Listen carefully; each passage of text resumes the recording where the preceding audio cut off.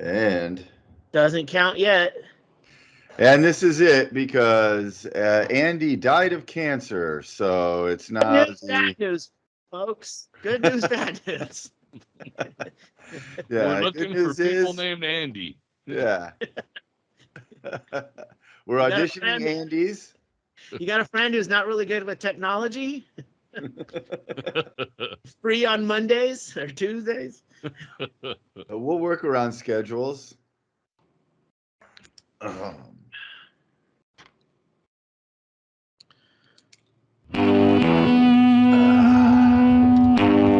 on, I wonder if that's the right Andy that I dialed. Oh.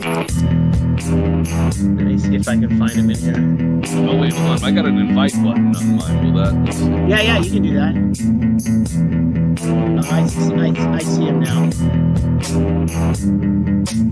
All right, good, because my invite button didn't give me any options. Well, your invite button is set to invite all of the people you like.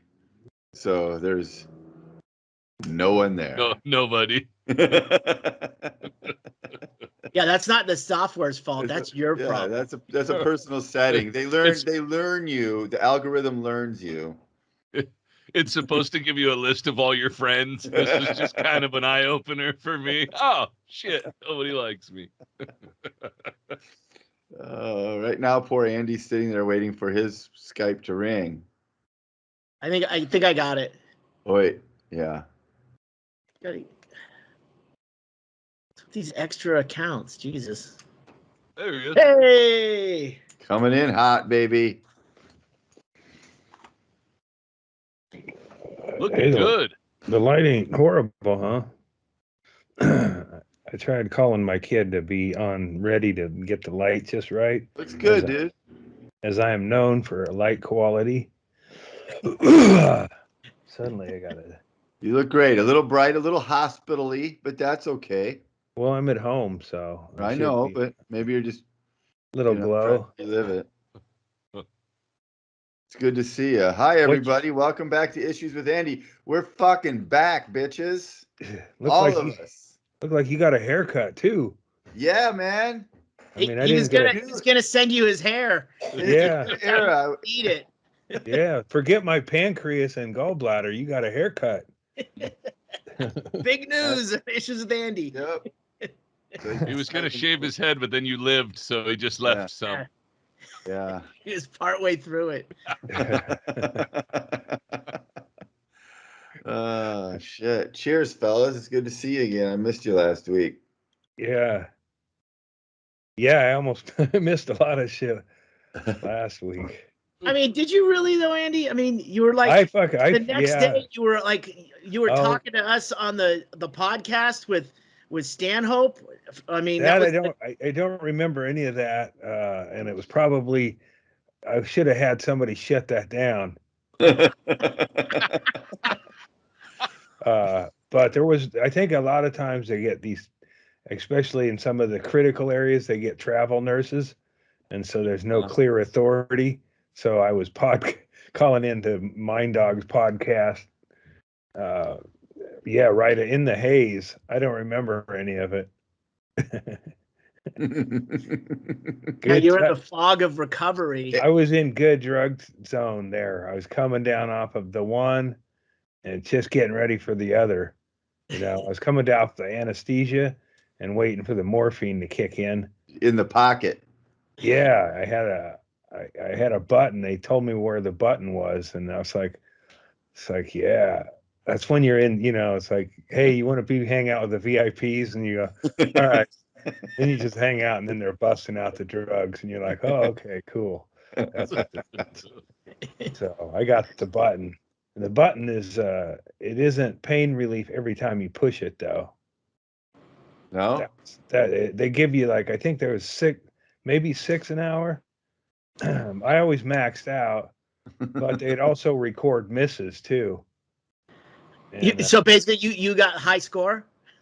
Well, no, I mean, it was a low percentage. I was 6 for 24, 6 for 20. It's like Jeopardy. If you hit it too much, you just locked out. Lose points. Yeah, But when it hits that next phase, and then it's the dope's coming, it's like, oh yeah, I was deep in that shit, and then I quit cold turkey ahead of what anyone would have suggested, because my epidural, I think it was called, that was providing the thing that was in your spine. Yeah, man. I just put my head on the table and said, "Fuck it, I'm not paying attention to the rest of this day.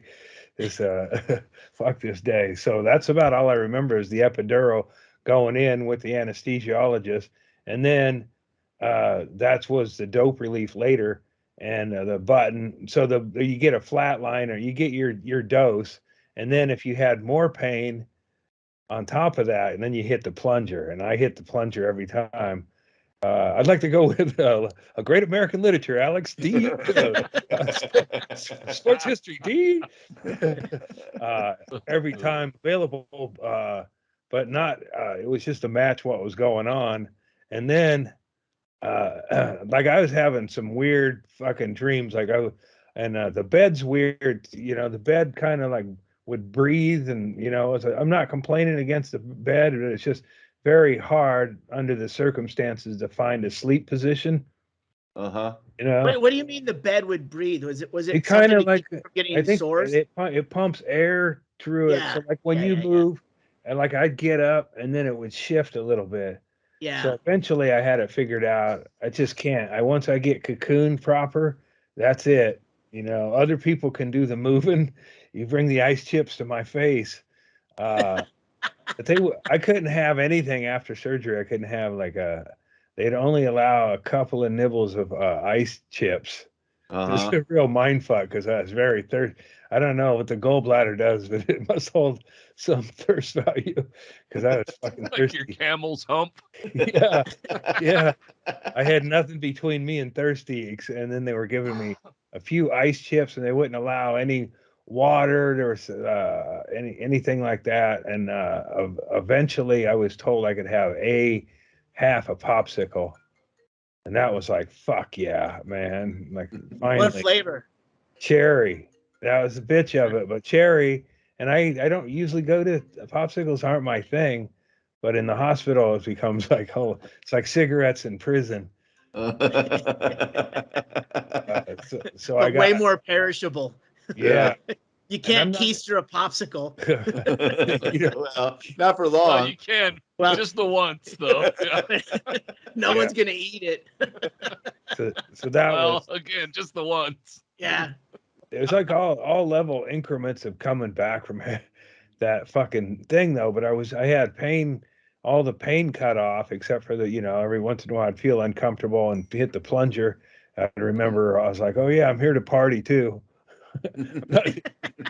Part of recovery is admitting you have a problem, and so I kept hitting the plunger, and then I was having these dreams about like just getting liquid, like that was my I would see people or things that they weren't there, but then they would get like fucking like lava lampish, and that was my goal while hitting the plunger, was to be liquid, so I wouldn't have to shift anymore. I don't know if that's science or it's just fucking hallucinations. Science. That's science. It's a dream. It ain't science. You're talking about a dream, man. It's not science. And technically, if you were liquid, you wouldn't be thirsty anymore. Yeah, so it all makes sense to me. Yeah. If I told it right on Rogan's podcast, it would be science. Well, that's easy true. now. Come on. But so I was like trying to get liquid for the longest time, because the bed would move and stuff, and I just felt like I would be in a better situation if I could just be like a fucking lava lamp oozing into places. And I think that was the drugs. And then that bled into Saturday, and then the pain was, I was in fucking agony again, or I was in agony. I wasn't in it before, and I woke up in agony and plungered the fuck out of it. And I was like, I started to get a little hostile with people. I go, I don't know, man. People said 10, pain level of 10. I feel like I'm there. I'm not trying to be a pussy or anything. And this is after you've hit the plunger a couple times. I hit it a bunch. Yeah. They're like, all the other times I said 10, I was lying. This is a real 10. Yeah. So they came in and they go, right 10. They checked my thing at some point. Yeah. I mean, I felt like I didn't know what pain was, like when I hurt my knee the other day, that was a level 10, but I knew it was going to go to 6 pretty soon and be on down. I could get to some cream or whatever. Internal pain and shit. Yeah. And so it was, and then I leaned, I was sweating. What the fuck is that? Anyway, so I was sweating a lot and shit. And just remember like little pieces of things coming in, checking vitals and shit. But just this fucking agony and wanting to be liquid. And that carried over. But I wasn't getting, so they had me lean forward and they go, oh, you're really sweaty, patted down my back. They said, it looks like your epidural slipped a little, and they put it back under cover, and it continued on, and I sweat up again and was fucking making deals with the devil. Or it's like, just get me some cocaine and a gun, man. So that eventually, I think a male nurse, Eric maybe, had me lean forward, checked it, and he goes, "Oh, that's out. Like the fucking thing's out." Yeah, because last hour I hit like 36. I hit the plunger 36 times, knowing I just hit it a second ago, but I was just like, oh, please, God, please fucking kill me. And so they found out the whole thing. Epidural came out. It was out for quite a while. It was out for all that time and agony. And I was like, motherfucker. It was like as raw as it gets, I didn't, like level 10 being, I got hit in the head with a metal chair at a wrestling match. Some shit like that. Like it was fucking hurt. And then one of them said, we got to get you, we can't put the epidural back in. I don't know if it was staffing or what, but and they said, we got to get you some pain relief, to which I agreed. And they had that Trazodone, anyway, that one. And I and they go, how about a shot of fentanyl? And I go, oh, fuck yes. Yeah, that's what I said, fentanyl. Knowing how many people it's killed, it's just, it ain't good for mixing. Yeah. It's like beer, it's like beer and wine. Don't get cocaine and fentanyl together.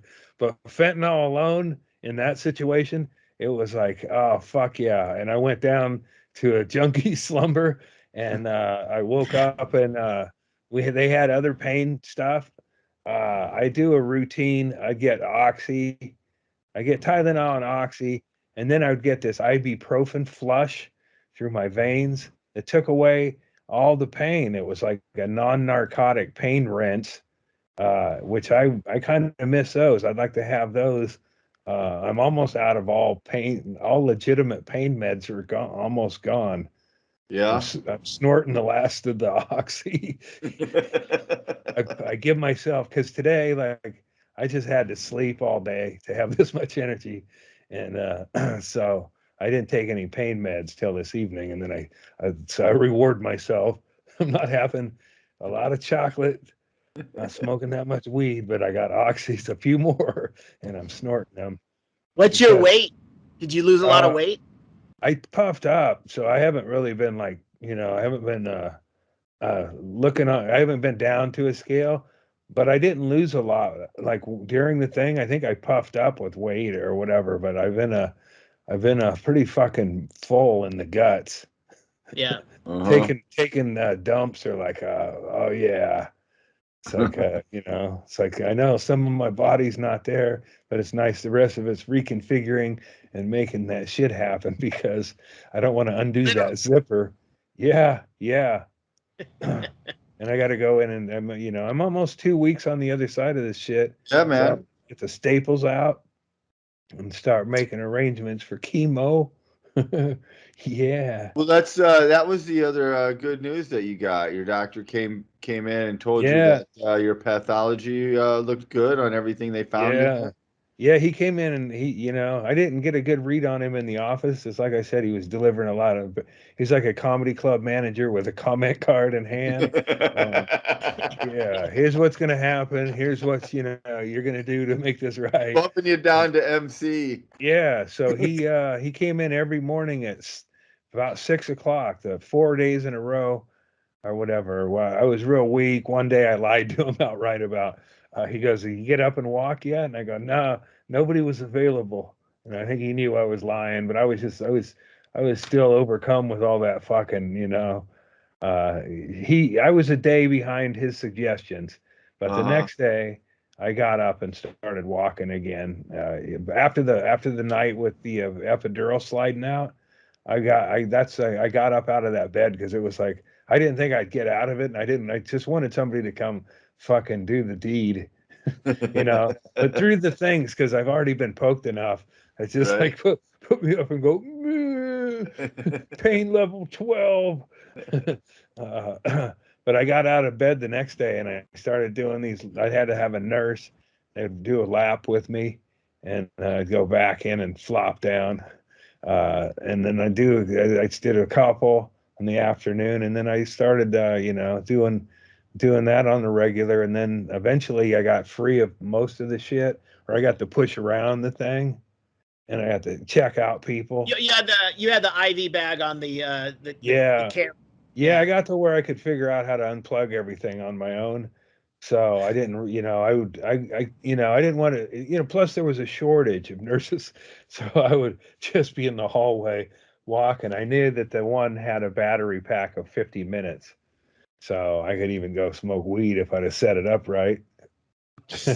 Well, I thought I led you into into this little bit of information, but the doctor came in with a clean. Right. Yeah. Well, like I said, I'm still on the pain meds, but yeah, he came in one of the last times he came in, and he goes, "Well, we got your pathology," and then he goes, "We got your pathology," and he paused. He did like a dramatic pause, and he goes, "All good news."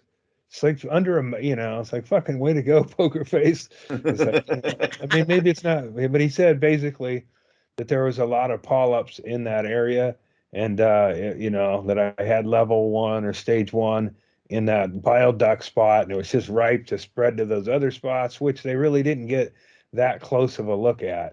They didn't. So he was going over the what he pulled out of you. Right. So there was about. Yeah, there were like 12 trouble pockets, but none of them had cancer. So I got it all out. So I won't die from this particular thing, hopefully. Great, man. So yeah, it's. Don't rule out the chemo killing you. Yeah. Yeah. I'll swig my. Now the sugar-free Gatorade is kind of my lifeblood. Erickson was discouraging it. Water ain't got to, I don't know. I'm a mixture of. What you gotta do, brother. You're on the other side of this. You can drink fucking whatever the fuck you want. Do what makes you happy. I don't give a fuck. Hold off on the Dr. Peppers. His body runs on more high fructose corn syrup than yours.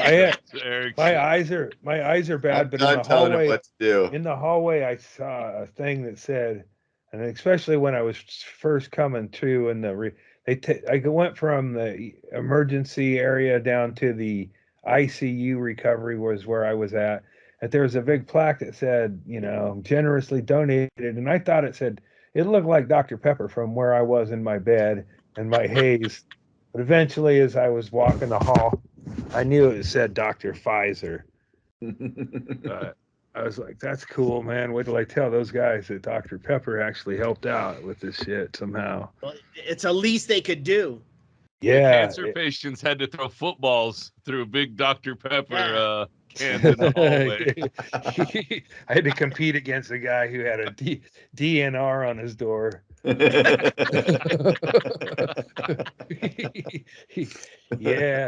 Yeah, there was a few. I was on an eclectic wing. I think I don't know. They had a rock star award. I didn't know there was an award. It was like when I was on. Wait, they're judging you the whole time you're there? Well, you get a rock star award from you're like, man, I got to get out of this bed and do some walking, or whatever. I don't know who votes. I'm not sure my nurse had a. It's just the academy. It's just to motivate you to move, I guess. Once you're moving to go, oh, I want to be, and I was like, I thought I would naturally get it because I was like, hey man, do you guys know I know Slash?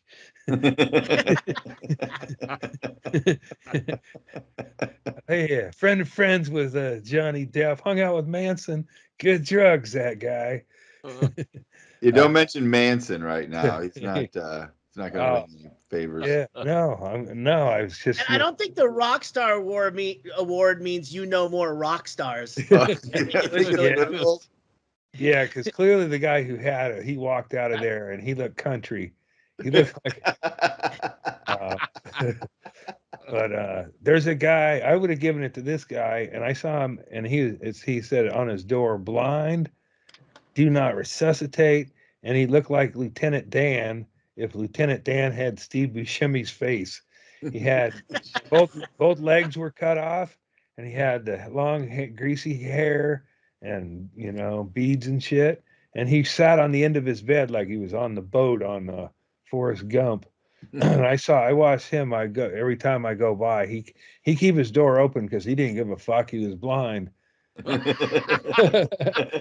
you could look as long as you want. He didn't know. Maybe he didn't know it was open. Yeah. And there's a fat dude. There was a fat man who always said "hey" when I went by and said "hey neighbor." Yeah, that was him. And I hope he gets out of there, but I have my doubts. It sounds like he hopes he doesn't get out of there. He seemed to be. I think he'd sit up when they drug him. He'd sit up. He was in kind of because he seemed like he was in pain when he was down, and then he would sit on the end of his bed, and it was like I thought. At least I was hoping he was getting his morphine blast or whatever, his relief, because there was definitely two Lieutenant Dans. Bummer, man, and I feel bad for all the DNRs up on the floor. Rock stars always get out of there, but I was not. Nobody gave me nothing. I had to earn my double popsicles. Yeah, that's. They took the edge off of the funny.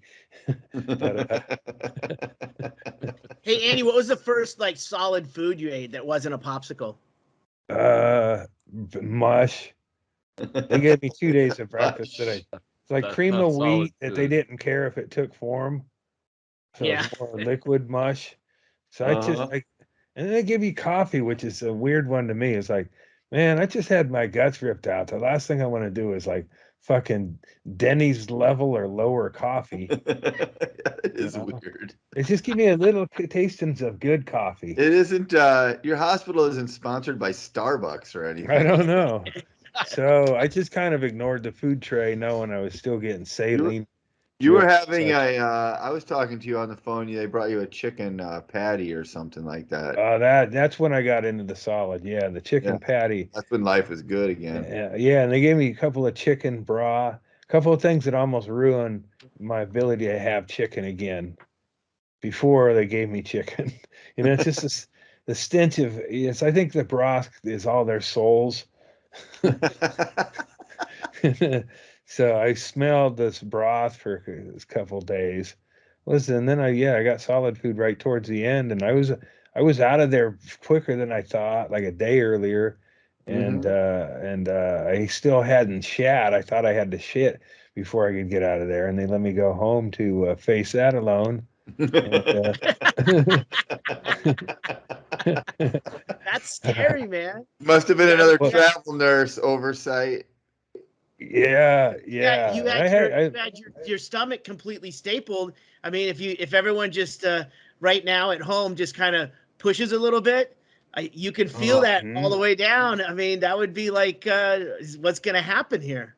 Shaylee, where's it feels like you have the picture that Andy tweeted out or texted out? I'm looking for it right now. Holy shit, dude. When I was a kid, Shaylee, I had a hernia, and I would have to put my fingers over it when I would take a shit so that it didn't shoot out. And that seemed extreme to me. When I saw Andy's picture, oh my God. I could not imagine taking a piss with that setup. I don't know why. I mean, I knew this was a major procedure and all of that. Uh-oh, here we go. No, it's just I got But to. but I still Yeah. thought for some reason that like the surgery itself, that the scar would be like over on the side, and it would be like Yeah. it would look like a pocket you could slide your wallet into. Yeah. Mm-hmm. I watched all those fat people get surgery, and they just have the rods go in. Their surgery leaves, Yeah. like little Oh, dimples. Oh I my forgot. God. So like This thing. everything, it's like you wake up and you're fucking. I think they had double IVs, so some on each wrist, and then the dripping and all that shit. And I had the nose thing, and they kept taping it. So it was like one nostril. What's that Wait, wrapper the that had? nose was it feeding you was it I food think or was I it think it was oxygen? oxygen. So that No, was I the think it was a cannula that goes drain. under the I'm not nose. even sure, but I think it was a drain. Because they had something they did in my fucking draining, and I thought they were pulling it out of my chest, but they drained, and it must have been this nose. I don't know, man. I don't even know where this purple fluid came out of, but it was splattering all over my chest and shit. And they drained it, and then they put it back in. Like I don't. Ay, ay, ay. I gotta fucking. I was still in the fog on that one, and there were a couple of fucking gung ho interns and a couple dudes. Okay, one of them had cologne. He wears a Johnny Depp cologne. So I have it myself, so I know what it smells like. And this guy would get too close, smell like cologne. I couldn't tell if he was just. I think he was just attracted to how fucking split open I was, not me. But he just was like fucking too gung ho around me. And I had this, so I had a drain in my side that was made like this fucking amber color. It's like stomach shit. It was like fucking just in the side there, and that was one of the drains. And then what this guy did with this fluid, I don't know, but it had something to do with the nose thing, and they had it some place they were drawing it out of, so it's coming out in this purple fucking shit, like the color of Gatorade I enjoy. So so then these two fucking gung ho dudes were back and they wanted to do the drain. And I thought they meant is fucking whatever happened there that I can't really even fucking remember, but it was messy as shit. It didn't hurt, but it was messy as shit.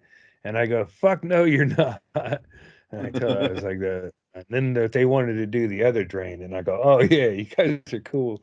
You guys can do that drain.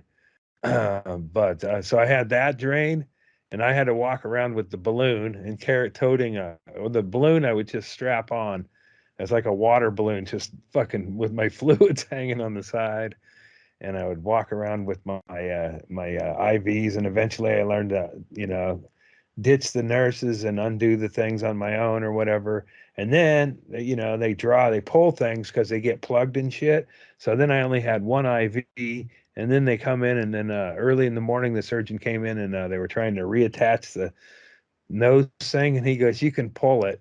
Like, oh, so it's like I knew that. I didn't, Ay, ay, I didn't ay. want to. I don't want to live with it in there, but it's like I know it's like this is unpleasant as this Yeah. shit gets. And then the nurse was in there, and she was like I really put my trust in certain nurses for procedures. And then if they ever had drugs they were going to come give me before they, like, we're going to do this, we're going to do that, look, give me the drugs first. So I do Yeah. the oxy and come back in Ay, 5. And you're bartering. yeah, and they're cool with it. I go, I think I'm going to want to Yeah, let yeah. this pain relief work before we do this nose thing. And Yeah. so they come back, and I go, and she goes, okay, you ready? And I go, don't give me no countdown. And she goes, okay, just take some deep breaths. And I go, and she yarded the fucker out. And it was very uncomfortable. How long was it, Andy?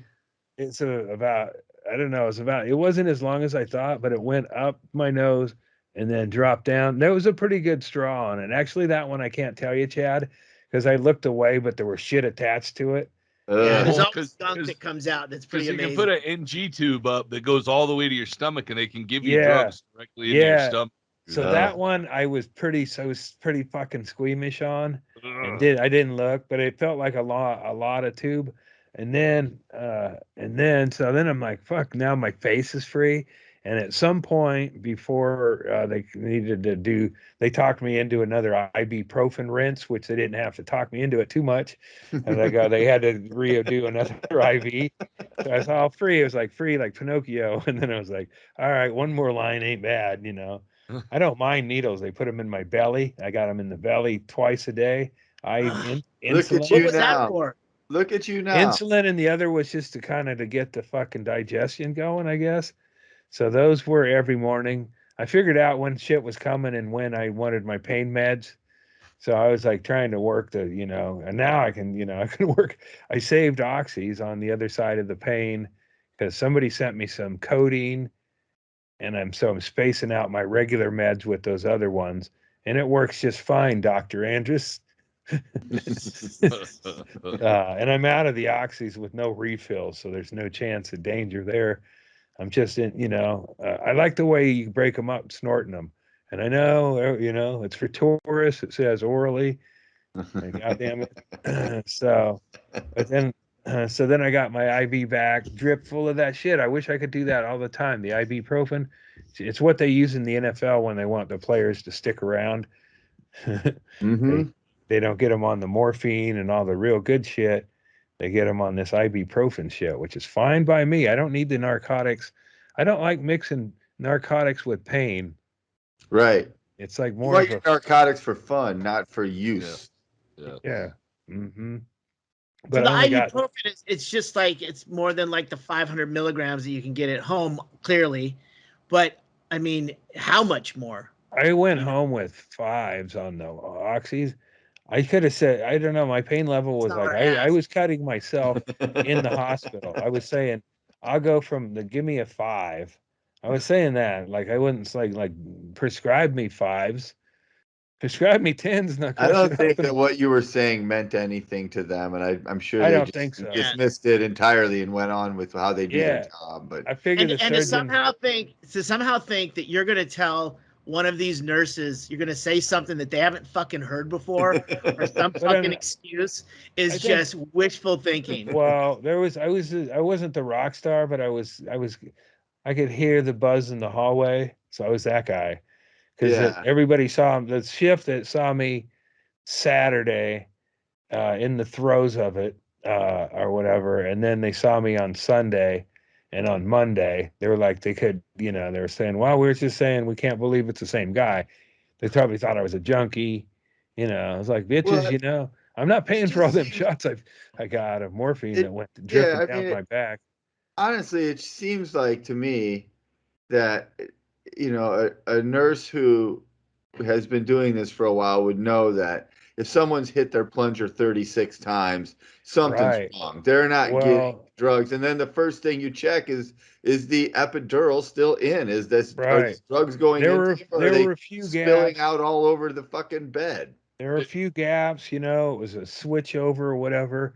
But Yeah. it's like, you know, I mean, I'm glad I went through a night of agony Now because you it's know like, what it actually feels like. yeah. I mean, that hurts, but I don't feel that so much. But I remember that night, and I remember that level of fucking agony and Uh, just being at it and not, you know, getting any relief and not thinking anybody owed me any relief. Just going, man, this is fucked. And I Just did it when imagine like back in the fucking, you're in the Civil War and you have to bite down on some I leather while they know, saw your yeah. leg off, and then you just have to fucking live with the pain till it lessens. Yeah. You want to know? You don't want no No Civil Wars. anesthesia in the Civil War. No. Yeah, you don't want Uh-uh. no It's Whipple after. surgery done in the Civil War. You just die. You can't eat anything. You know, I, you get as thin as you can, and then eventually you just fucking can't take in the calories. I guess. Uh, I think Fucking if I think. had to be in the hospital like that, my big question would just be, why am I awake? Whether pain or not, just mhm. hey, something I should have enough shit pumped into me that I should be Yeah. unconscious for Well, most of this bullshit. if I would have got all the morphine that dripped down my back and the shots and shit, holy, because that shit was. I mean, I remember riding that like you know when I was kind of like you know trying to get liquid and stuff and just kind of like like I could have had drool going down my face or whatever, and I would have been just fine with it or whatever. But I didn't really want it, you know. It's like I tell you, Uh-huh. as much as you think that would be great, it's like I wanted to fucking be free and clear of the morphine as well. Sure. Well, that's probably why you were having the liquid drink. You were butt chugging morphine and you didn't even know it. I know. I probably was turning into a lava lamp. Like, that's a, and it took me like like deep into my hospital stay to know how to get comfortable in the bed. Just pillow. The fucking pillows are not. Their pillows are like fucking challenging, and all that shit. But and then to get the meds timed right and everything. It's like I like delay the pain medicine as late into the evening as I could. So it's like they want to deliver it at 9, give it to me at 10, come in at 10 and we'll talk about it. She's like, oh, 10. All right, let's go. Fuck yeah. But, those were the oxys, not the fucking morphine. The morphine was, that was out of recovery. I don't know how. I must have had it for 2 or 3 days going. I could have used it 4 and I would have come out of it and go, it's amazing. I didn't have any real pain. But no, I had real pain. I had the kind of pain that chisels your face.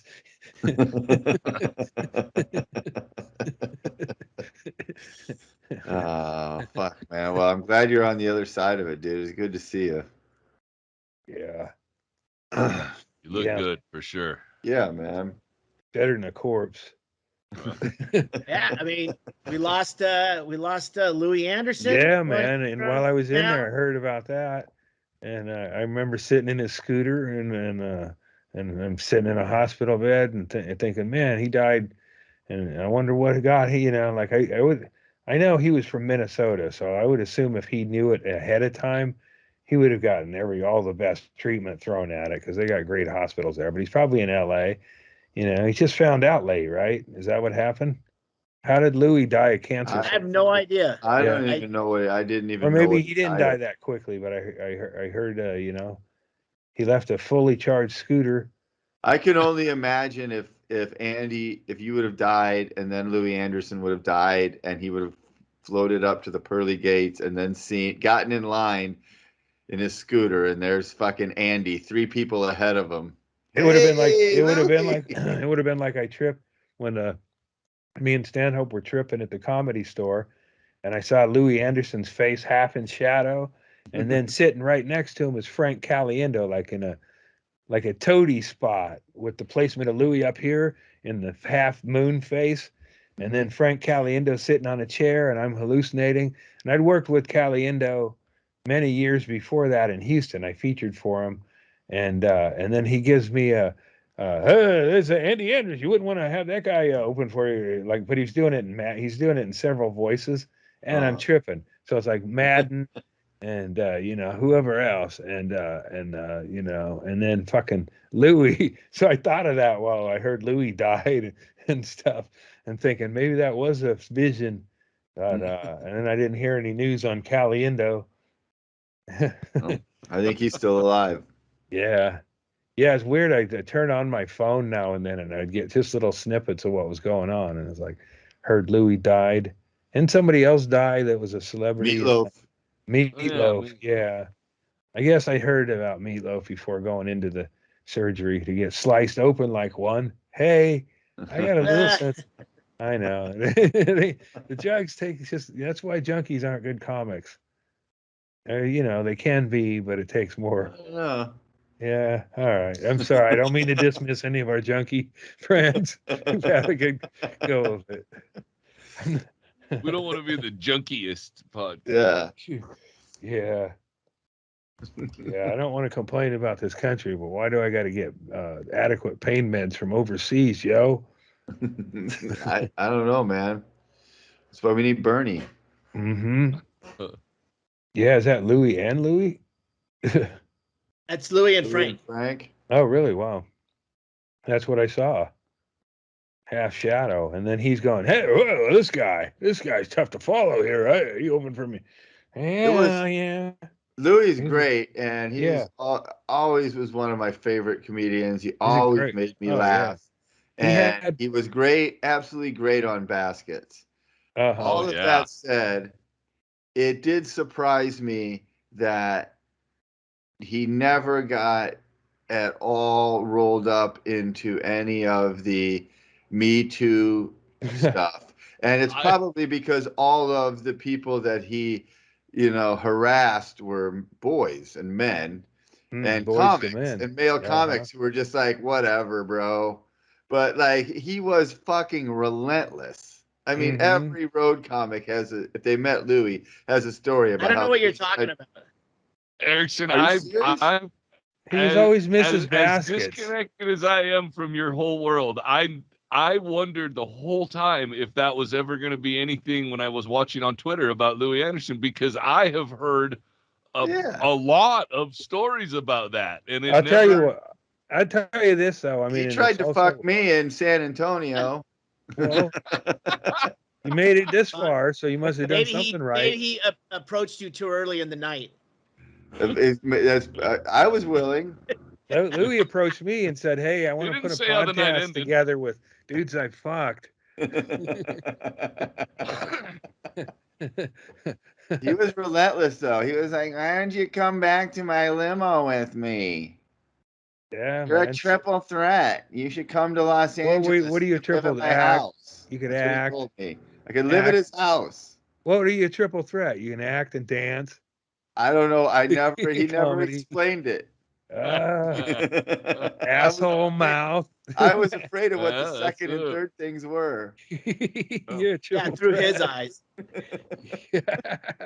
Well, there's a new nickname. But he was also sweet about it. Like, it wasn't like the harassment was only verbal. Like, it wasn't like he groped me or anything. He just hit on me pretty hard.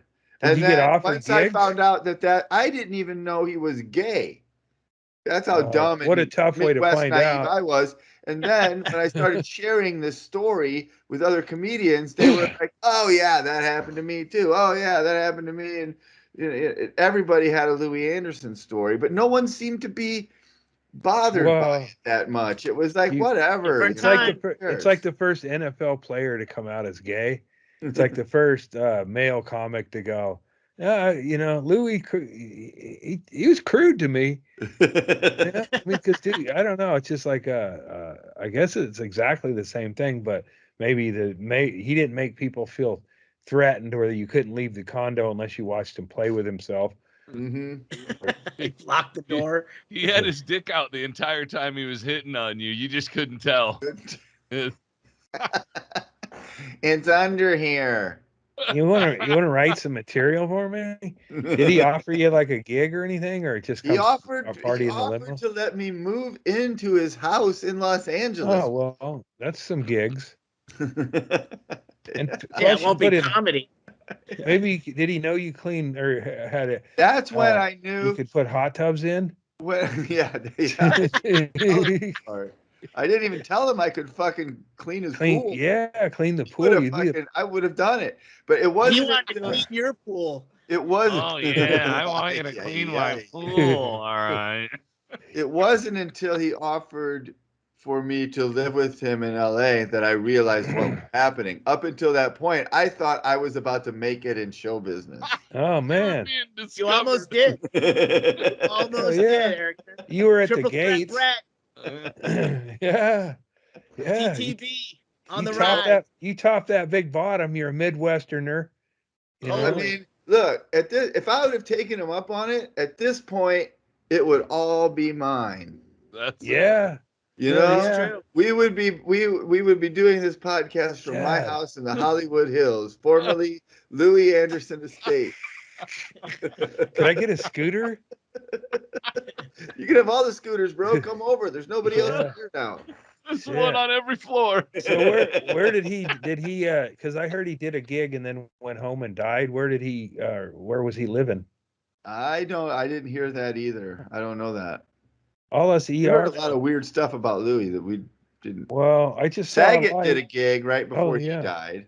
That was maybe I don't know. Maybe he was in Orlando, and he tweeted out a whole thing about how much he loved performing and how great the show was, and how I wish he would have tweeted how much the audience takes so much from you.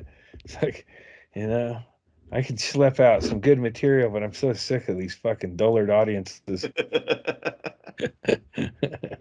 No, it's great. Louie Anderson died in Las Vegas. See, that's what I thought. So yeah, you'd have a place in Vegas. Yeah. Hennigan could come over and help clean up some stuff. Clean up some fucking, some stocks and shit. Have a yard sale. Yeah. Slightly used scooters. I bet Louie leaves behind like not a Leno-esque collection of scooters, but I bet he's got about 5 or 6 really cool ones. Oh, sure. He's got like an old retro one, one that's kind of souped up, for sure. Yeah. Well, one for the beach with the bigger tires. Oh. I don't know. Yeah, he would have liked to go to the beach for the pool scene. I wonder if he was still into. I bet he just had that position filled. I mean, he's not waiting for a triple threat like Erickson to come knocking on his door late in life. So look, by the time he just died, and am now in my 50s, I'm sure I would have been already out. I would have never been able to last that long. You would have been the jealous one when he brought younger ones over. Yeah, I would have been. You would have left during those lean years prior to baskets. Totally. Yeah, Matt, yelling at Matt Kirshen. Get out of here, man. You little fucking English twat. You get the fuck out of here. This is American. Those fucking big teeth. Fuck you. Nice smile. Fuck off. I'll be the pool boy now.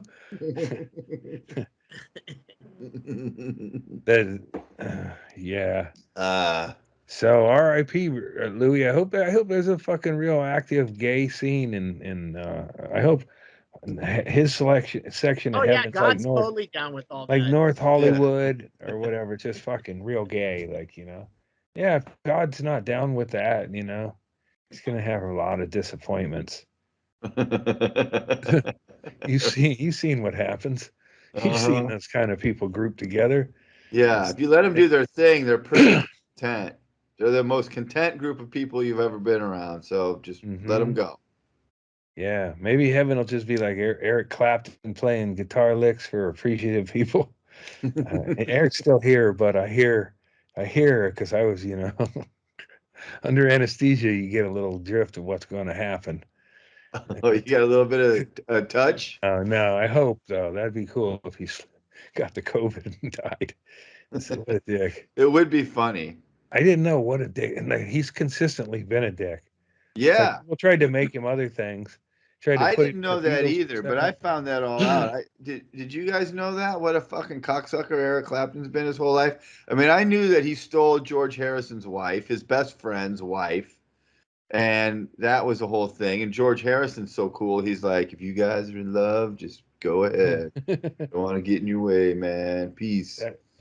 But he also, like George or Clapton, who's like been racist, really racist his whole life. He was like going on rants in the 70s about immigrants in England and not wanting any blacks in the country and all this shit. It's like, what the fuck, dude? Dude, you're playing black people's music. Yeah, and then he saddled up with them to get their riffs. Uh-huh. And then it's back to the same old shit. What a cocksucker. Yeah.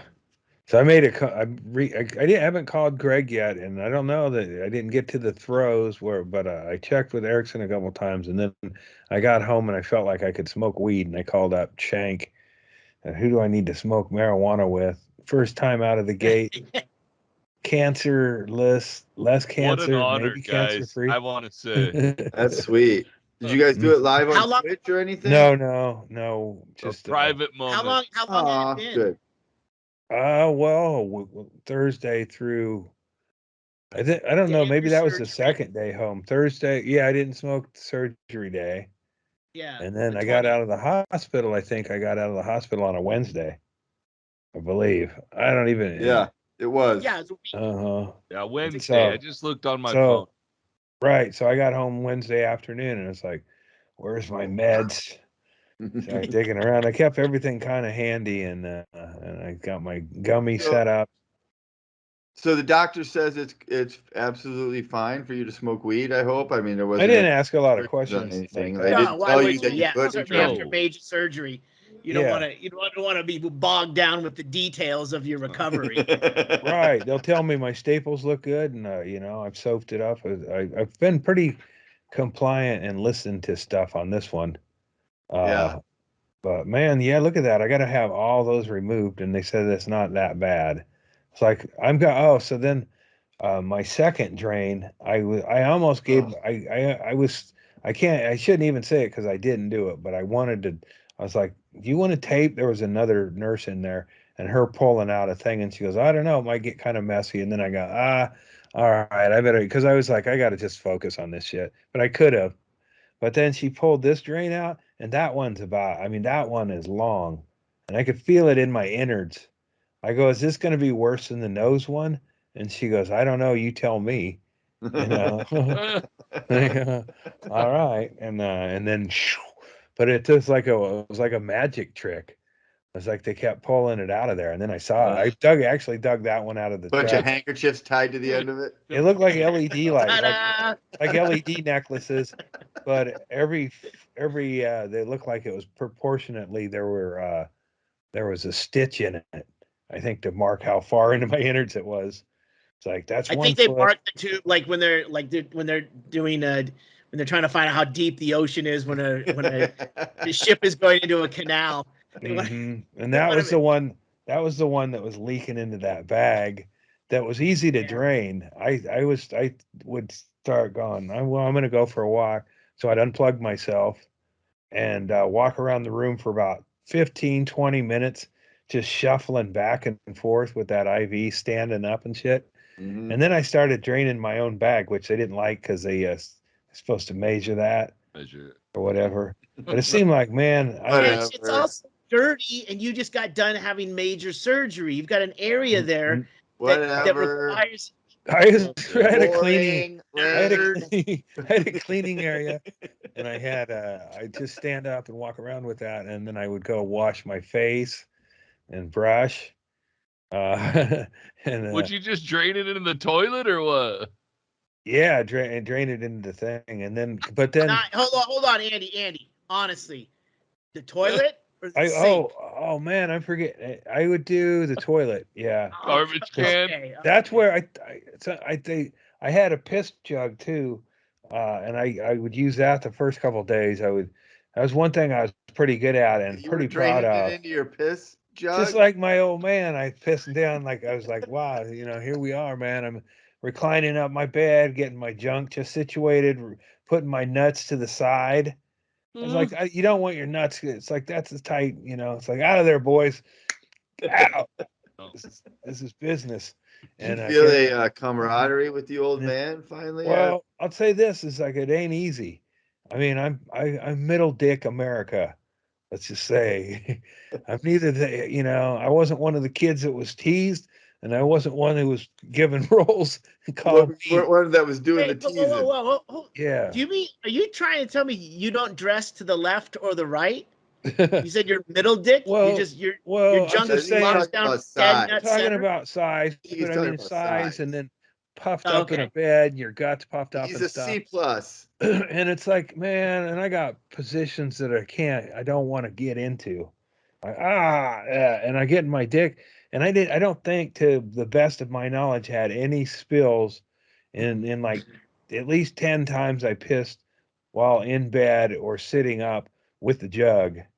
And this is after they pulled a catheter out of there. So you're going to get, that was another one. I don't remember that coming out. I just had to go somewhere else. Yeah. I went Matthew McConaughey, green lights all the way to the beach, man. And they pulled that tube out of my dick, and my dick I was like, I didn't recognize it when I looked at it. It's like, shut your fucking mouth. Your mouth all agape for. Oh, that's right. I had a catheter up in there, and it ain't properly. So I was pissing, and I didn't have a mishap with the jug. That's what me and my dad. Yeah, I'm thinking of starting a jug band. And that wasn't my most solid urine, and I was with him where I thought solid urine. It was that's not supposed to be. In fact, it's good if it wasn't your most solid urine. That would right. I wouldn't want hydro, but it was I don't know if it was concerning to them, but I was a little concerned about the color of the urine, and then the bag dripping. I thought I'm not going home with that. And the surgeon said it'll just drain into your stomach and get digested. It's like, oh god damn it! It's nice to know I'm fucking spitting out a fucking Gatorade of fucking fluid. That, and I went home with that thing. I don't know why I thought that was going to be a bigger deal because he stitched it. I think because I got clothes on that day.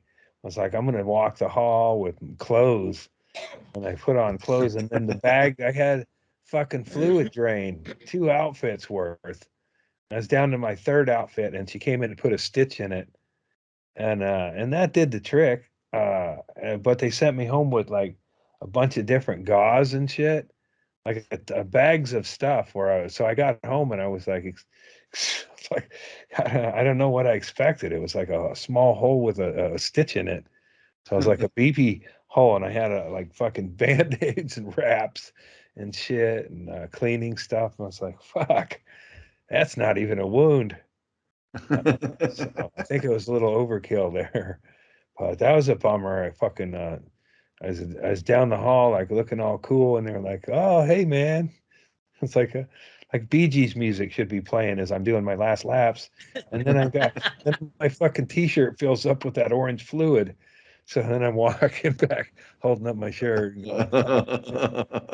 But I had great. I mean, some of them are in a haze or whatever, but the nurses really fucking do. The doctors put the orders down, but there's a nurse, Eric. Eric, I had for like a full weekend or whatever, and he was kind of tough love about shit. He goes, so I'm in here. He goes, you want to go for a walk? And I go, no, I think I'm gonna. Hey, you really think? Yeah. So he'd tell me like I had a choice, and then he'd give me the better advice, like let's do a couple laps, and then you can relax and that. And then I was, having cramps and stuff, and he was getting ready to leave on it. This is gonna be it for me and Eric. And he goes, I think you should probably do a suppository. And I go, I don't know, man. I think I'll hold off. And he goes, man, I'm getting ready to go home for the weekend, but I'm saying you probably should do a suppository while I'm here. It's like, all right, man. And we had at it. And he got it way up there. What was it, Andy? What was it? Is it I don't know. pain med?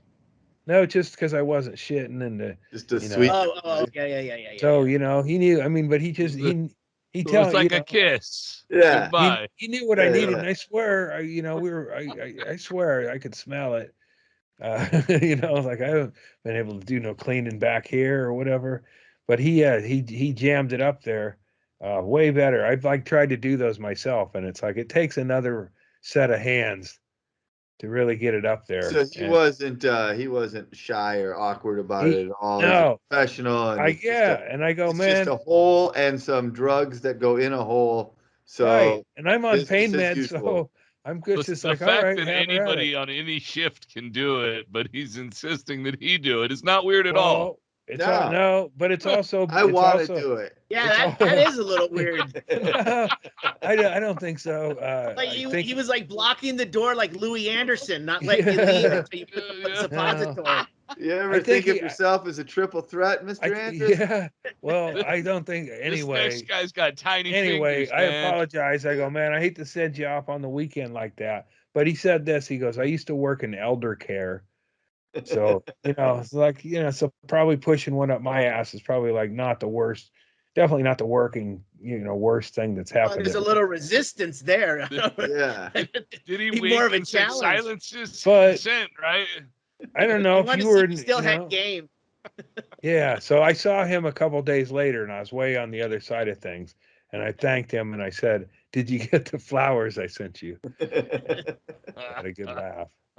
But he's just nursing down he's jamming up those other guys' asses. There it is, baby. Yeah, because I'm like I don't know, I'm not a bottom, and I've never been comfortable having things in my ass.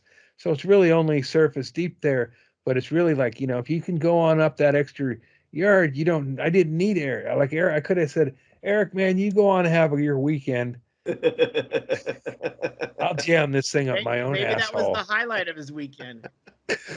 Yeah. How the story sounded to me. Yeah. Yeah. The problem I've had to administer my own suppository before, and I had to do them to my dad too. I think one or two.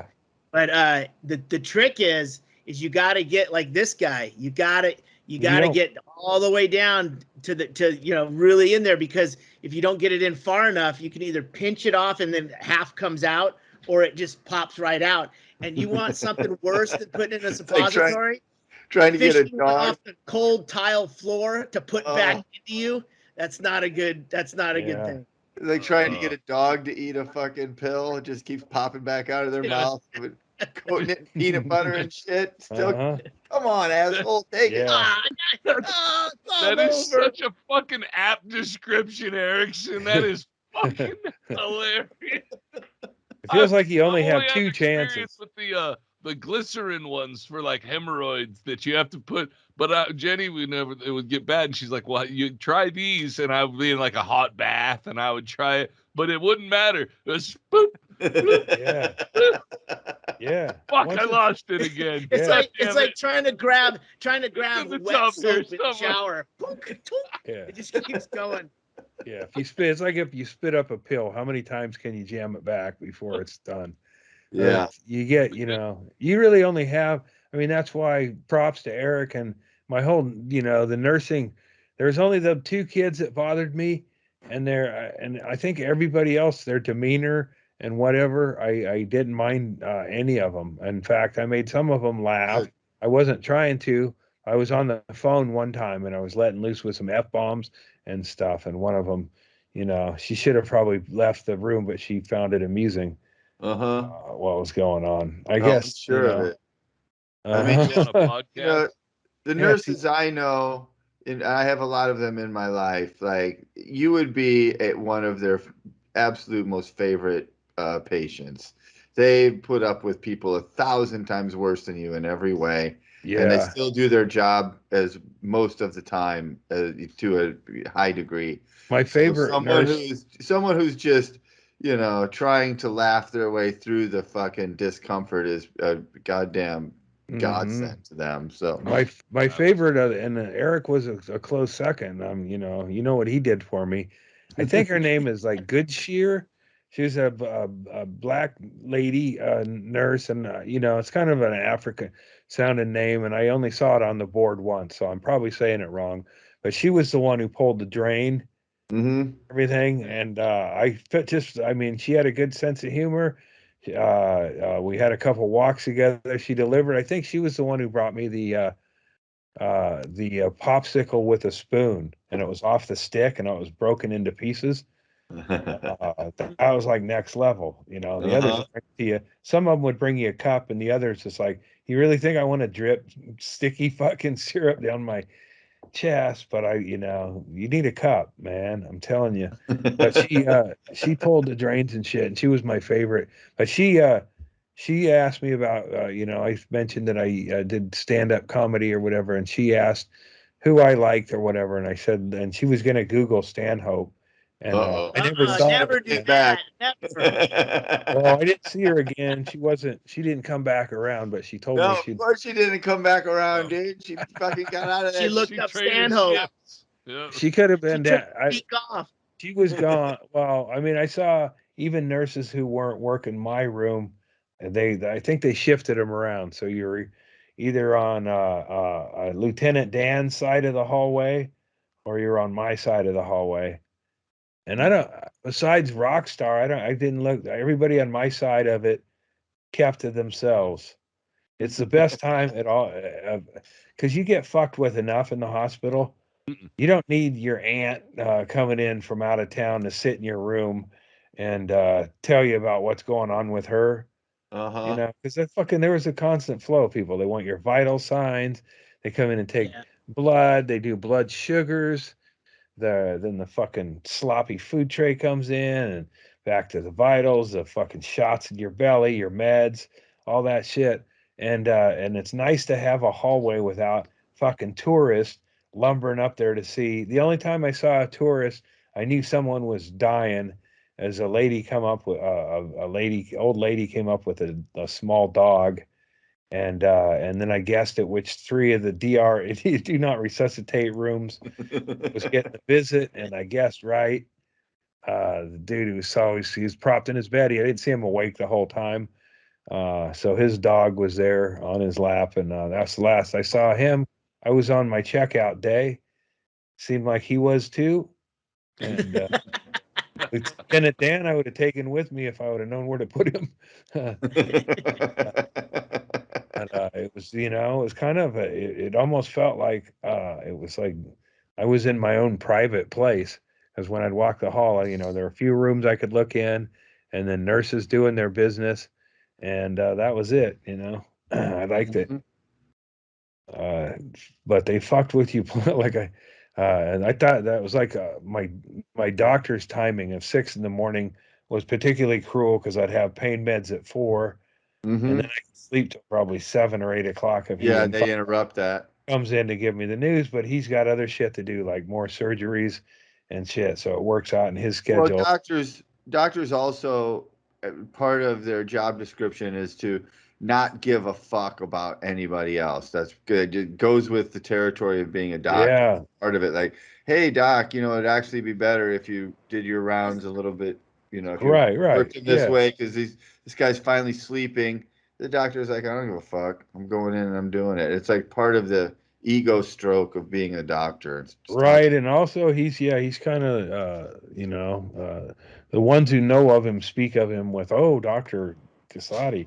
And that Good Shear, I know I'm fucking her name up, but she said she was in there the morning trying to patch up my thing.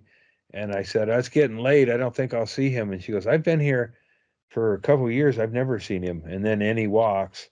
And then he goes, you can take that drain out. So I was glad it was her, because someone, it's like I want the nurses I like to be the ones that inflict the pain. Sure. And that definitely was uncomfortable, because it goes up and then out. And it seemed like there was shit within my nose that wanted to hold it back, like a tug of war was going on. Fucking all, like I couldn't even imagine it, like hearing somebody break it down, how big the scar is, any of that shit. I'm glad I woke up and have the surprise of it, because you want to see that kind of thing when you're still fucked up too. It's like, I don't give, there's not much vanity. I'm not fat, but I'm not thin. And now I don't have to be either, because people will go look at that and go, Jesus Christ, man. Oh. Yeah, that's a story scar right there, man. Yeah. Jesus. Yeah. And fucking Christ. The last story I'll tell is the real one. It's like, I got a knicker. What do they call that? The Bolivian necktie. Yeah, you're Scarbelly instead of Scarface. Yeah. Yeah. So that, I don't know. The staple. Andy, did it ever come up about the way, like in your past, like back when you were a kid, you've always had belly sick? I mean, you told stories about being belly sick. Is any of this part of that, do you think?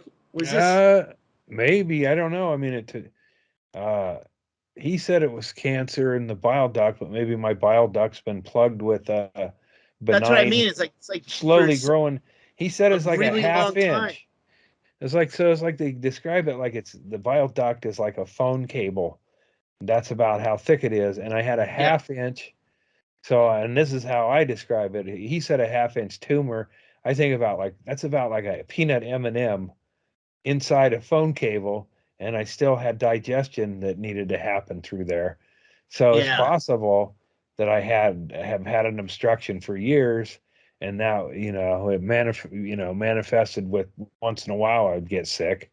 So I don't know. I don't know that I'll ever know. That's definitely possible, dude, because you have had that problem. I mean, I remember when we did that run in the Northwest in 2017, and you had a couple of bouts of it where you were just like, you couldn't keep anything down, and it was just like, oh, that's when we thought like, oh man, you have an ulcer, or you have to stop drinking, you have something going on, like there's something wrong in there, and then it would like lessen and kind of go away, and you'd be like, all right, it's fine. But definitely it might be all the same thing. We'll see, because if it's good now. It definitely didn't mix with alcohol, and I have to think maybe stomach bile somehow played in, where I would get a little bit boozy, just day-to-day drinking, and then get the stomach bile coughing back up that might have been a direct result of that. And so that, because that's what when I was first at the beginning of this, that's what I experienced, where I just get sick, the bile and the same shit I do behind dumpsters and funny bones and whatever. But it just so that, and also booze, I was, got to be more of a lightweight with booze. That's why I puke in pint glasses and lightweight. Oh, And then, yeah. Your friends. yeah. I mean, So, that really would be a great outcome if you could, after you kind of recovered from the surgery and gotten past everything, if you could really become a solid alcoholic without these hang-ups, that would be a great thing. Yeah, I'd like to at least be able to get buzzed again, The miracles of modern science, man. They didn't touch Look my at me lungs. drink now, Ma. The lungs and the liver are the ones people would have guessed. If you heard a year ago that I had cancer, you go, "Oh man, lungs or liver or maybe asshole," but nothing I did. Hey, Andy, what do they say that you can't? I mean, I know you've got a new fondness for popsicles and suppositories, but is there something that you can't eat anymore or drink anymore? Did they warn you of anything, or do we have to ask the lady? My I surgeon thought you were going to say, is there anything you can't put up your ass? Well, no, I wouldn't go popsicle. Popsicles and suppositories should be the title of this fucking podcast, Eric. It's a good thing. It's a good thing they didn't give him the popsicle after the suppository, because if they came in walking with the popsicles after you had the suppository, it was all right. Eric. It was Eric with a K. If Eric was really good, he would have put the suppository in with a popsicle. Yeah. He's That's how all, you know. He's all gloved finger. So is there anything, Andy, you can't enjoy? I don't think so, but I'm on I eat small, chew small. I was looking more for a statement that started with "the doctor said." My surgeon kind of undermined what I was told and said I could eat what I felt like, but I'm avoiding all real digestion problems. Eating like half a tuna sandwich, Jello. I'm not really too adventurous with that because I just want to, but yeah, take it easy. And I'm supposed to eat like 8 meals a day, but small portions. Yeah. Not, also my daughter's reading all this stuff and she goes, you're not supposed to drink and eat at the same time because it makes sense. You eat a little bit, you let your digestion work and then you flush down the fluids and it speeds everything up. So I'm just, interesting. Eating boring, small portions of stuff. Tuna's been my go-to for whatever reason. Just because it's protein and I can handle it and eat it slow. You've been a tuna man already chewed for a long time. Yeah. So, and then I got to be this way for about, I think, 8 weeks of kind of simple fucking small meals and shit. But did they say why the small meals? Because I have a theory. Just because because I feel like it's almost like the stomach staple in surgery, where right now I have a smaller capacity for digestions, so I don't want to load up and everything sit there. So that's why that's what I think. The small meals frequently, more small meals throughout the day doesn't like overtax like a after Thanksgiving meal where you're like bloated until you go back for more, so that you use small amounts and you don't overwork your new plumbing. When you got that many staples in your gut, you don't want it to get too bloated. Yeah. I don't want them pop. Well, I wouldn't mind them all popping out, but I was pretty bloated where I'd like walk by and go, I'll be interested to see how it shakes out. And how much of this is surgery, fucking scarred, puffed out and shit, and how much of it is, because I haven't really, I haven't been exercising, obviously, but I haven't been eating that much neither. So I think I should shake out in the 160 range, 170. Yeah. Hopefully. A lot of that shit's probably swelling, Andy. You watch any surgery that you see, they're not gentle about shit, man. No. Look at that scar. Go, they just fucking Game of Thrones to this motherfucker and said, let's get in there. Yeah, Yeah. not only they cut you open, they beat the fuck out of you and then put you back together. The lady who pulled the side drain was the one who stapled me up. She came in and she goes, "Oh, I can pull that." So I guess that was something she put into. So she'll probably be the one who takes the staples out. I liked her all right, but it's like she was right there while I was gaped open. She goes, "You probably don't remember me, but we met the other day when your stomach was open." Oh yeah. Oh, Jesus. I think I was out. I know. I don't even. But yeah, it had to be flapped open, all fucking rags on me and shit, and the whole You should have team. told her, yeah, you look familiar. So Jenny works as a surgical tech in the for delivering babies, and they probably had to do the same thing. And she used like call a bladder blade that she hooks into her knuckles that hooks over and has to hook onto everything, and they just hold you wide open so the doctor has a clear view of fucking. When both of my kids were born by C-section, and I thought that it was going to be even a C-section like some sort of kind of like tender sort of thing, but it's exactly that, Chad. They fucking rip it open and then they just fucking dive in like a fucking greedy kid stealing fucking Halloween candy, just fucking yank it out of there. It's like no wonder you're sore after that. Fuck. Yeah, I was worried, like really nervous about sneezing. And I'm okay. I'm fortunately not doing a bunch of it, but I hugged a pillow to begin with, so I sneeze and I don't move as much. But yeah, I was surprised at how resilient I was in the hospital once I got off of the pain meds, mostly because I could have laid in bed and cried and shit, but I was like started moving around and I just felt better, and then I just didn't want to get locked back into bed. So I'd sit in the chair. The chair is like there's nothing really, you just stare straight ahead and it's not that comfortable. So I had trouble with the chair. So I'd rather just stand up. So I stood for an hour and a half and I'd sit in the chair for 20 minutes or whatever, but just stand there. It's like fucking boring as shit. Yeah. And I go stand in the toilet. You really wanted that rock star certificate. Totally, man. But if I did, I would have stood in the hallway. I was like, I was practicing in my garage, and yeah, is that mine? They all look alike. But I like that they tried to help people recover by motivating them like kindergartners.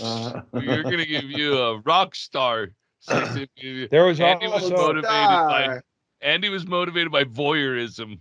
He just wanted to walk around and look at other fucking people, which is what everybody does when you walk around a goddamn hospital. Yeah, I kept my door pretty much shut. I just didn't care, like if I hit the buzzer, it took me a long time. The remote control was very confusing. So I would hit the call button trying to turn the TV on. It took like, once I got off the drugs and got glasses. Nurse calls were for the television. So they come in a lot, but I was right by the nurse's station. And when I was first my first hospital room, the nurse was right outside of my window. So I could see her all the time, and I had my morphine and everything. And like, hey, but so I could push the button, and it seemed like a pretty high nurse to patient ratio there. So she might have just been watching me that whole time. Maybe that's why the window was right outside of. Well, that's it. If you're coming out of surgery, you're in surgical ICU, so they should have 2 patients max. Yeah, so she did disappear occasionally, but mainly was in the window. So, but they were close by, but there were sometimes, I mean, when I was hitting the pain meds and shit, they come down. I don't even know if they came in or not, but they didn't offer any help until that one said, "Do you want fentanyl?" The rest of it is all a blaze of like, what? I need help. I wasn't yelling for help. I was just like, man, I am way beyond uncomfortable here. And they go, well, do you want another pillow? Or you want a popsicle or whatever? And he agreed to fentanyl and then was disappointed that it didn't come in cocaine. Yeah, Shaylee's got exactly the one. What's happening? You don't put the nurse's call, put the TV shit up here. put the nurses down there. I don't know. I tried to reconfigure it a couple times for them, but and then also on the You're bed. trying to set the hot keys on your Yeah, and I nurse's probably pushed like 10 to 20 false alarms on needing them down there. But I was like, it's good they check on me or whatever. But then the rest of it they come in on their own, and then for a while Eric, and then there was another male nurse, and they kept coming in and checking on me. It was like one of them came and took my vitals, and then 5 minutes later another one come in and took my vitals, and then I saw Eric and I go, man, how fucked up am I, man? How come you taking my vitals so often? He goes, what do you mean? And then in popped a second nurse, and they hadn't even met. Like they've been working the same shift for a while, different sides of the hall or whatever.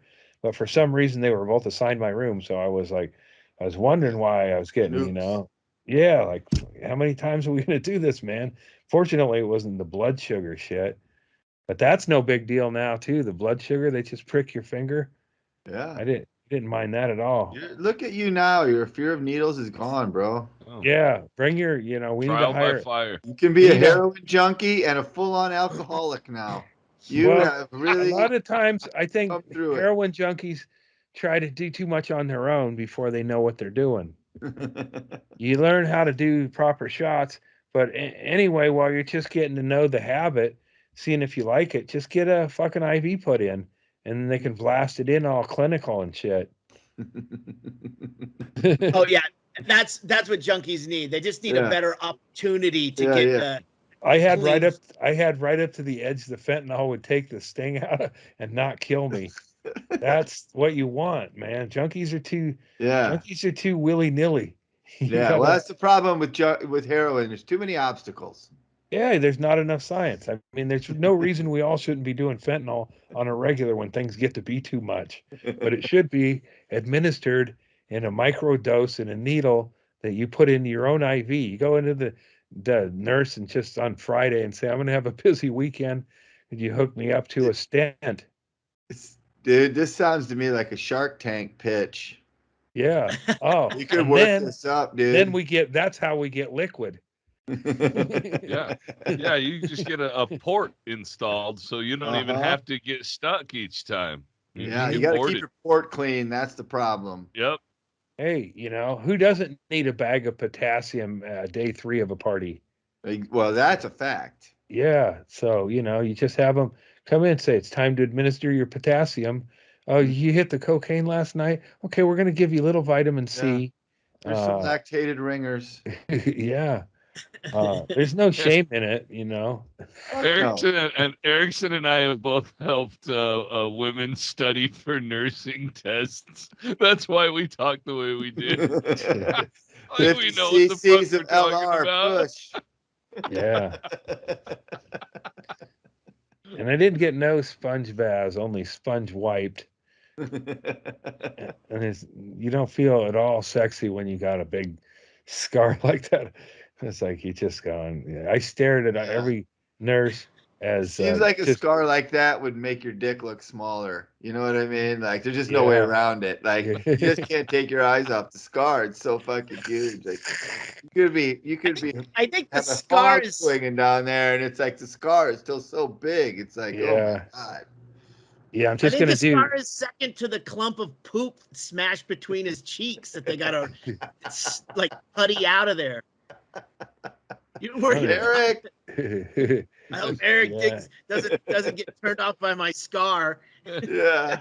But yeah, Ass cheeks stuck together from your popsicle sponge bath. All sticky. He just told me I to ate which the suppository and I put the cherry popsicle in my ass.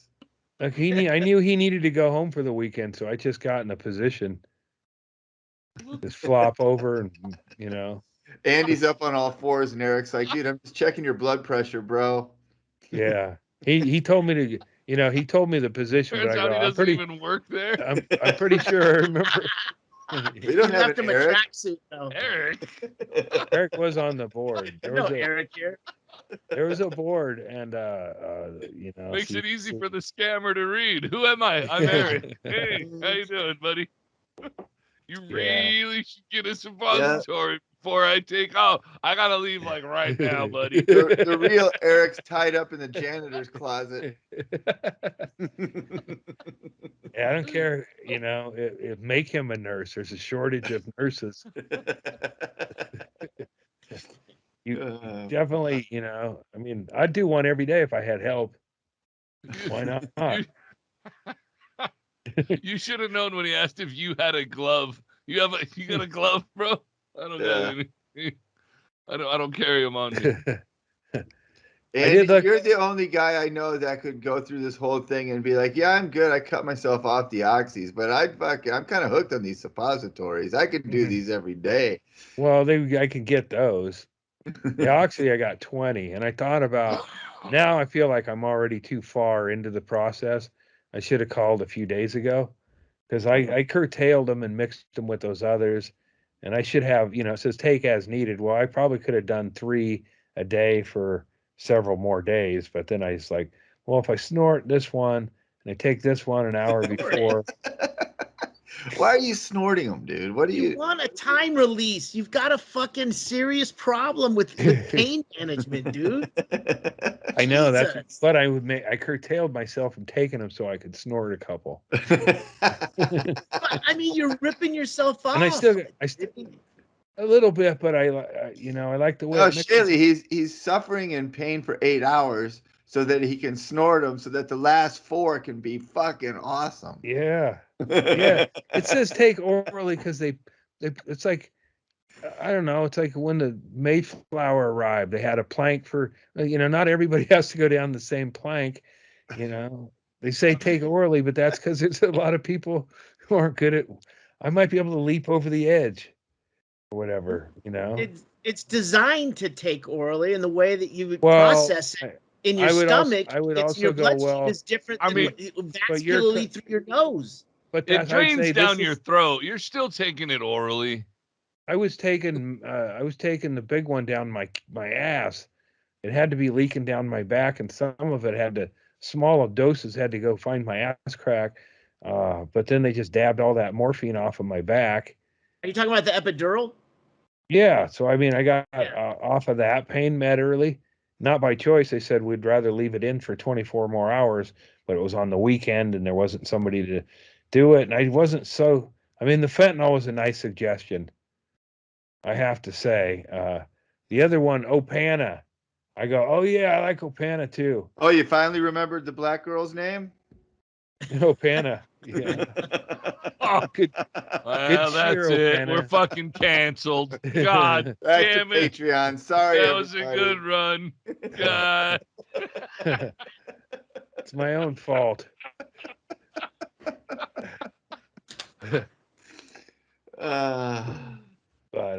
So I'm, like some people take it orally, and then it's like, I was a little concerned because I was like, I took one and then I snorted a half of one, and then I was like, wait, those are time release. Did I just not make first down on 4th and short? Shit. Well, at least I made it home, was my thinking. And but now I won't mix. I do half an oxy. So I'm even doing when they're telling me to take a whole, I'm saying no. Good for you. I'm going to take this, and that'll help with the pain, and then I'll do a half, and then I'll do another half later. I'm not really eating a lot of sweets. Yeah, when they're telling you to take the oxy, they're assuming that you're going to ingest it, not crush it up and then. Well, I know it says, but it says take orally on every pill I have. Like I'm going to snort a blood thinner, so they have to put that because it sounds like you might try to snort every kind of thing. Well, snorting, but like they're better off just covering their ass on this. Well, I'm a three. I'm a three threat. Is it triple threat? Triple threat. Yeah. Wow. So it does. I am on meds. Clearly, this is my. See, I held off on. This is my IB with my codeine, and this is my jam. This tends to put me off. It gives me 2 hours before, I'm sleepy. But you know what? There's a lot of stuff I've been staying awake for that I don't really care for anymore. I don't watch the news at all. Nothing's happening. Don't worry about it. Yeah, just tell me if World War III is going on. I'll put on some. Well, you'll know. I'll have on camp. We actually might be about to start World War III, but it won't matter. It won't affect us. We're old, so it's not good. I don't know. I'm all gut wounded. I might get special ops, like a suicide squad. They'll round up. Get better. All right, all you old whipples, get in here. You're charging Ukraine, charging a Hillen. Russia took it. It's not Ukraine. Shit. Well, we won't keep you too much longer, dude. I appreciate you fucking rallying for. See, now in about 40 minutes, I snort the last of that, and then I'm like, that's what it's all about. I only got 4 more of those. Damn it. And yeah, I'm gonna live. It's fucking great. Here. Well, it would have been better. Well, we could have I could have had it. What if I had it? Then them chemo ones would be all that more important. But it seems like I'm gonna sit through chemo, and it'll be like I've already got the cancer out of me. Like I say that like the fucking I'm watching Yellowstone, so I'm gonna say it like he does. I ain't got cancer no more. It was cut out. I ain't got cancer no more. It's cut out of me. Cut out of me. Yeah, so I admired him. I'm watching that right after I got home, and then he's riding a horse, and he got cancer in his colon, and then he's riding a horse 2 days later. Like, motherfucker. In the movie. Yeah, in a movie, Andy. It's a mini Kevin series. Costner wouldn't lie, Shaylee. Hey, in Gilligan's Island, a coconut hit him in the head, and then when he woke up, his cancer was a dream. Yeah. So I'm not saying hit yourself in the head with a coconut. I'm just saying that happened. Well, he's saying that if you do get hit in the head with a coconut, hit yourself in the head with a coconut again, so that you can undo the effects of the first hitting in the head. Mm-hmm. I definitely. I mean, that's just science. It's science. Yeah, science like turning yourself liquid. It's like people, it can be done. I think, we need billionaires to focus on getting liquid, not liquid, money. You become liquid. I think the pills are kicking in, dudes. Yeah. I ordered a lava lamp. As soon as I got home, I had James order a lava lamp. I can't figure it out. And I got next time I'll tell you the hell I went through at T-Mobile while recovering from cancer. My phone broke. I was at the mercy of 3 fucking dipshits. And now I have my phone I kept dropping my phone. Probably why you don't podcast right after coming out of surgery. But my phone broke, and then I had to go to T-Mobile, but I was just laying there. And then eventually I showed him my scar. Just show him what was going on. I heard you told me you switched to an iPhone. You're an iPhone guy. Yeah, now. I'm an iPhone with big. I wish I'd had I wish I had a way to have all them pictures and shit that these fucking yahoos lost, but whatever. Fuck it. I was thinking I lost a bunch of shit and I'm trying to remember what I lost, and it's like I could have died and it would have just been somebody with grabbed a few and thrown it away. And then I was like, I got way too many fucking pornos in there. Not anymore. Right now Clean I got getaway, Andy. Yeah, Clean getaway.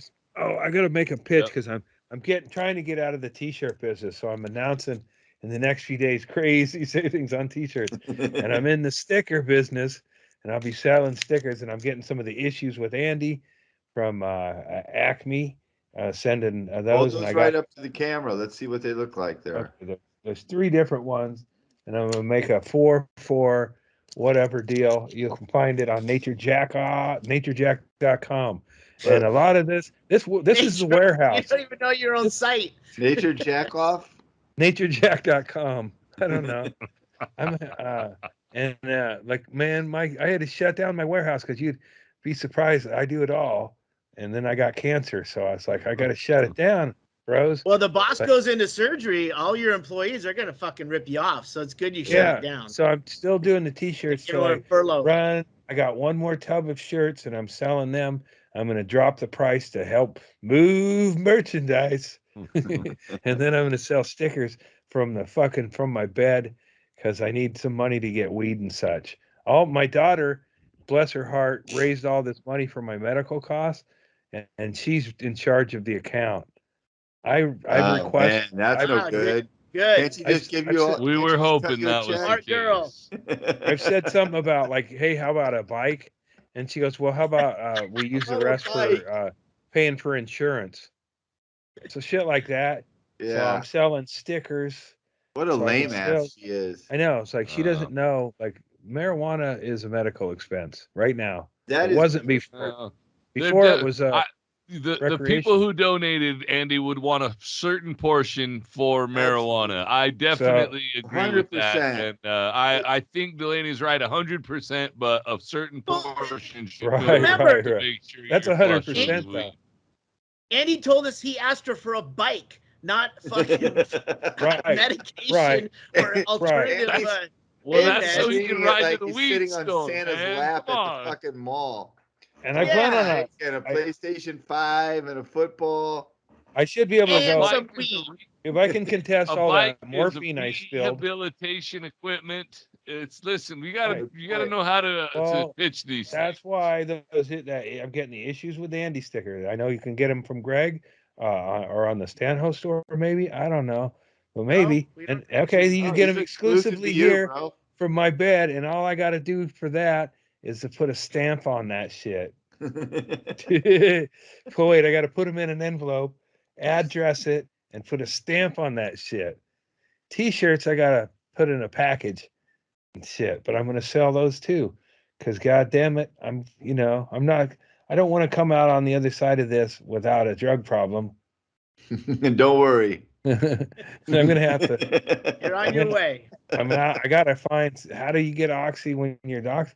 I'll go in there and I'm like, I can't get them. I think my surgeon's the kind of guy who's going to say, well, I gave you probably more than you need. What'd you do? Snort them? Hey, man, whoa, man. I thought we were friends, Doc. Yeah. I made Andy, when you were hitting the button 24 times more than the medication that you had, they already knew you were gonna snort your medication. That's part of why they count them. Yeah, but I bet. Well, I don't know if they traded info, but they should all been going. Oh, have you heard? He was getting nothing. But I think they just fix it, and they go about their business. And you're like I'm completely fucking freaked out, fucking damaged for life, and then they just patch it up and give me a fentanyl shot. And that was, it turned it around. Like I couldn't wait for that. I saw them. Usually I don't look and watch a needle or whatever. But I watched that one all the way, and then they put it into the drip anyway. So I was like, it's like whoosh! I could feel my eyes fade back. It's like finally, perfection. Well, I'm so glad that you're sitting right there telling us these stories, and we can fucking laugh about them and have a good time. And you're at the place you are right now. And Chad is also 100% right. We've talked about this a little bit. Everybody who contributed to your maybe not everybody. Most of the people who contributed to your GoFundMe understood that a small percentage of some of those funds were going to be used for weed or some other sort of recuperative, Andy-ish sort of thing. So that's still the case. But Delaney, we're glad Delaney's in charge. She's going to do a good job for you. She's going to set you up. She's going to get you on good insurance. She's going to make sure everything works. And that's how the GoFundMe should work. So what we need is for Shaylee to put Andy's Venmo back up so that if people want to just throw some money at Andy on the Venmo, then that can go right to you. You can go right to your local rainy day popsicles dispensary and get some good edibles, whatever it is you need to help you through suppositories. Shit. Yeah, some under the table money. Yeah. I got this. Man. My weed store said I was qualified for a hat when I was in there last time. Check this out. Dude, that's badass. Oh, that's nice. Yeah. So I smoked up. Show me your scar next time you go in. Yeah, get a discount. Well, I won't even have to run out to the car to get my veterans card now. Yeah, just put your shirt up, dude. You've got valor all the fucking way down your chest and stomach. Fuck yeah. Yeah, you don't get this kind of scar without going to some battles. Oh yeah. They were battles of buffets. Valor. There was a Golden Corral riot. It was probably the wrong time to bring it up, but some people got into I haven't seen video yet, but I saw the news story. And God damn it, I get it. Steak shortage in Pennsylvania. Yeah, they ran out of steak. They ran out of whatever it is Golden Corral says is steak. Could have been. I could see that. But I had my battles at Golden Corral, and that was just to keep digestion down. I was like, don't lose perspective, man. You might be in my shoes someday, not even be able to eat the meat. All right, that's for that. Good try, dude. Good try. I know. I appreciate that you're working out jokes before things start. Yeah, it was good, man. It's good. Look, they're not going to be fucking bombs, or they're not going to be killers right out of the box. No, it turns out the gallbladder is where your sense of humor is. And, we knew that. We just didn't want to say anything because you had to get it done. Somebody, and I like it. And some, I got a couple of things in the mail. Marty sent me socks, which I've been enjoying, and somebody sent me a gallbladder, like a little stuffed gallbladder, and I had it on the shelf with my fucking stuff up there, and it fell down, and I saw Riley on the floor, and something coming at stuffing. I was like, told my daughter, get that. It was the fucking gallbladder. My dog ripped the fucking stuffing, and the eyeball was hanging off of it. I got like your real gallbladder. I know. I told Delaney to take a picture, and it's like, well, fuck, man. How do I ask people? Hey, man, it's cool if you send stuff, but it's just gonna get eaten a minute later because I'm, it was a bummer. I was like, kind of enjoyed my gallbladder, and then my fucking dog ripped it to shreds, and it's like, well, fuck, man. Don't even ask for the pancreas. It's the thought that counts. Yeah, it is fitting. I sent you that, Andy. Did you? Right. Okay. All right. Yeah. Okay, then. Yeah. Oh, then don't worry about it. Send another one. Yeah. It was funny how it got ripped up, though. It was like I was seeing all that stuff and come out and go, God damn it. And then Delaney goes, it's your gallbladder. Yeah. Oh, fuck. It probably has dog nip in it. It's a dog toy to begin with. Is it? I mean, they repurposed them. These dog toys aren't selling. Let's go to another market. Yeah. So. Yeah, that's what happened to that. But all right, man. Well, I'll fade into my evening routine of Yellowstone and some drugs. Hey, here's another one I just started watching that I like. I'm a couple episodes in. It's on Netflix. It's called Archive 81. I started that and I fell asleep. It's a mystery thriller. Yeah. Found footage kind of thing where they find this old footage. You have to figure out what it's about, and it's a whole bunch of crazy shit. I've been enjoying it. So if you get through your Yellowstone, jump on. All right. Archive 81. That one sounds good. I finally got to watch. It sounds like we all have HBO from the past talk. So I got finally watched Nobody, which was I really enjoyed a lot. I did too. Not the story, just the violence. I was so mad by the end, and Christopher Lloyd's shooting people, and the whole. It was like Home Alone with guns. I liked it.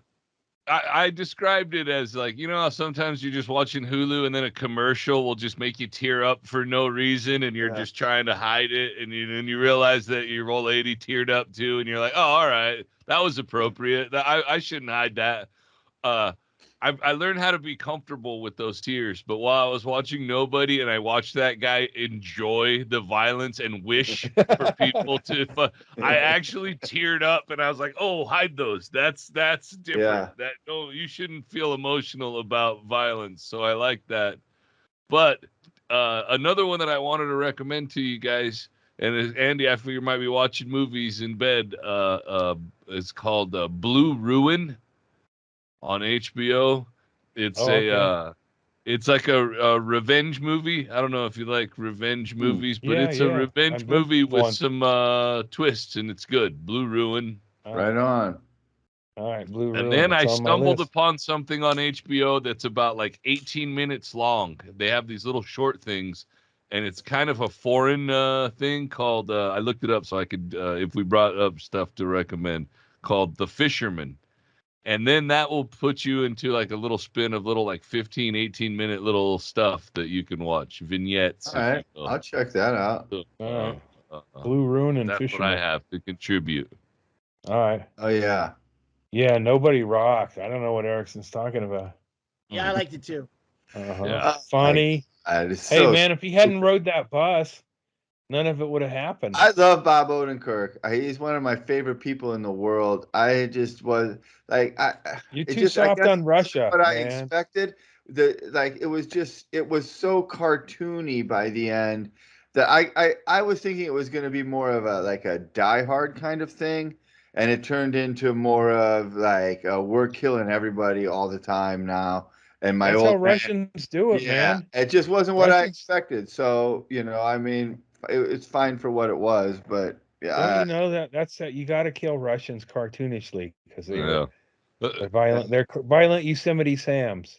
You Gratuitous know. violence is underrepresented. I I don't have to Underrepresented. worry about nobody because I saw today that Odenkirk and David Cross are doing a new comedy show for somebody, Paramount Plus maybe.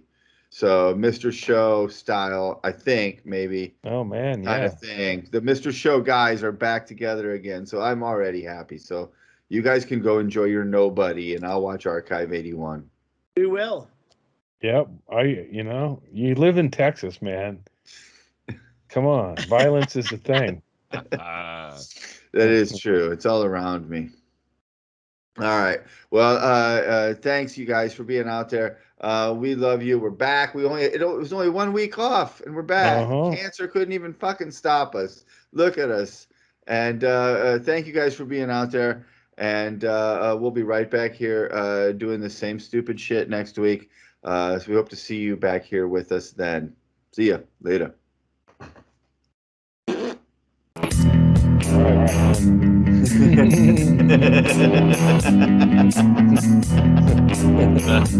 I love that Andy echoed and it reflected probably how he feels exactly. That was